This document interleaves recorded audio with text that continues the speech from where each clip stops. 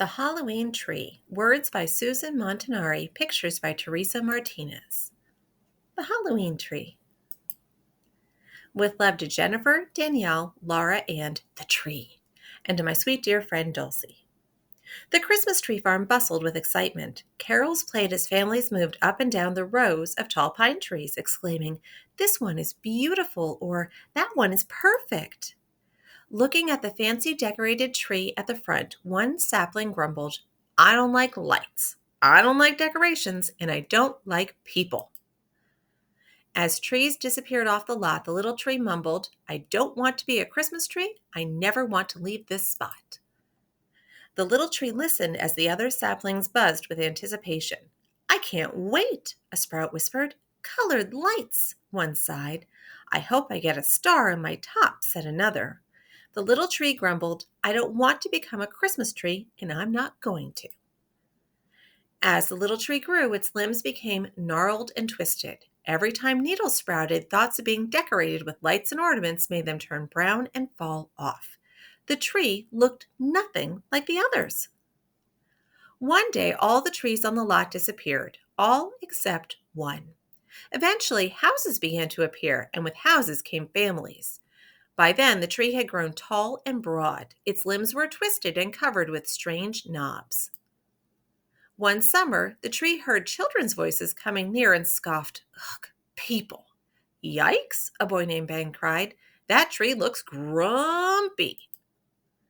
"I like it," his sister Sarah said as she touched a branch. "It's so creepy. I dare you to climb it," their friend Thomas challenged her. Sarah pulled herself up into the tree and sat on a cozy bough. "It's a pirate ship," she shouted, and waved for the others to join her.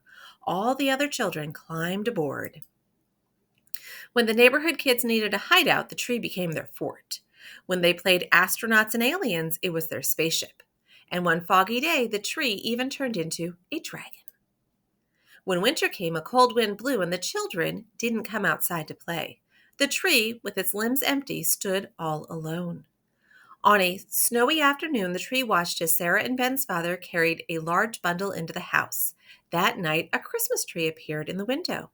"I don't like lights, I don't like decorations, and I don't like people," the tree whispered, but it couldn't turn away. The next year, the same thing happened. The kids played in the branches until the snow began to fall, and the tree wished for lights, decorations, and people, things it had never wanted before. One spring, the tree tried to make its needles grow properly, but after years of trying to stop them, they came in looking all wrong. By summer, they had fallen off. A few months later, Sarah and Ben's parents were decorating for Halloween. Their father looked across the yard and said, "That is one horrible old tree." "We should cut it down," their mother agreed. "Not now," the tree thought. "Not now that my limbs are full of happy children." Up in the branches, Sarah whispered, "No, they can't. We have to save our tree," Thomas cried. "I know what to do," Ben said and whispered his plan to the other kids. They climbed down and raced away to gather supplies. When they came back, Ben was already up in the tree, wedging a huge jack-o'-lantern in a nook.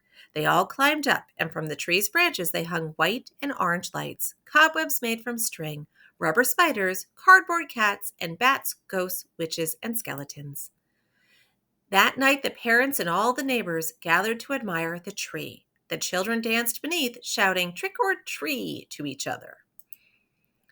"I guess I was wrong," the tree thought. "I do like lights, I do like decorations, and I do like people. I love being a Halloween tree."